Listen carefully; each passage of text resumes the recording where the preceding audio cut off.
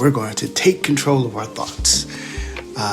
In the little description, I said, take control of your thoughts, because if you don't have control over them, they're going to control you. So let's get started. First off, this thought for today is coming from 2 Corinthians chapter 10, verse 5, if you ever have time to read that. And it's pretty much saying, take captive of those thoughts. Boom, haha. This is from the Amplified. Inasmuch as we refute arguments and theories and reasonings and every proud and lofty thing that sets itself up against the true knowledge of God, and we lead every thought and purpose away captive into the obedience of Christ. Let's do that. Okay? Anything that exalts itself up starts to, especially negative thoughts, when those negative thoughts starts to build up around you and try to hold you down.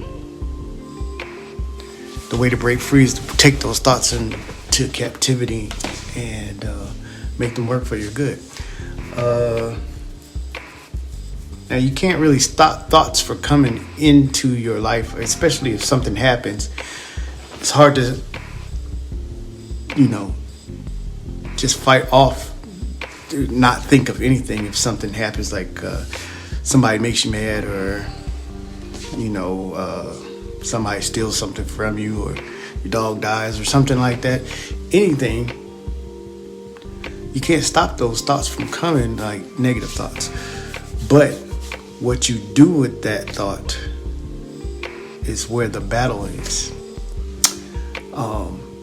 So the power and the control over your life doesn't come from what's happening to you. The power and control over your life is how you respond to it. We give the control over to somebody else if they are able to manipulate the way we think and put us into a box. For example, if you are friends with somebody and they make you mad, a lot of times they might have made you mad on purpose, but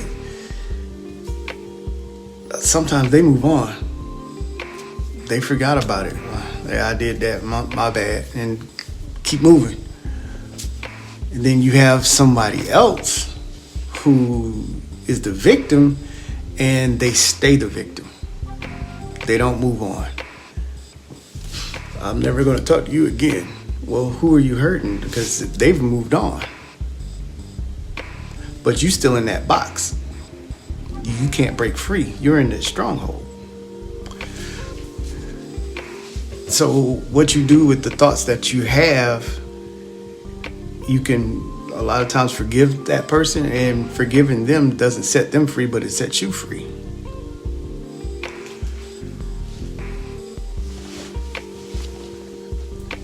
Think about that for a second. Freedom doesn't come from you saying, all right, you did that, we're going to move on.